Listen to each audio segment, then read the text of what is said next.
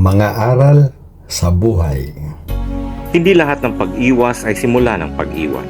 May mga bagay lang talaga na distansyang kailangan para maiwasang masaktan. Kaya ako, distance is my new answer to disrespect. I no longer react, I no longer argue, and I no longer dive into drama. I just simply remove my presence. God bless. Kapag ex na, hindi na dapat binabalikan. Kaya nga ex na eh. Expired. What? Ano? Gusto mo bang malason? What? You care for me? But you also care for her?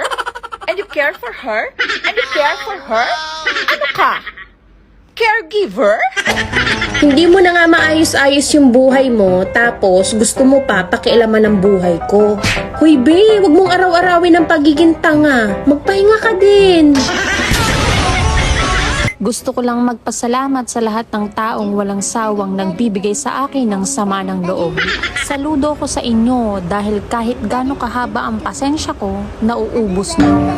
Gusto niya daw makilala yung pamilya ko.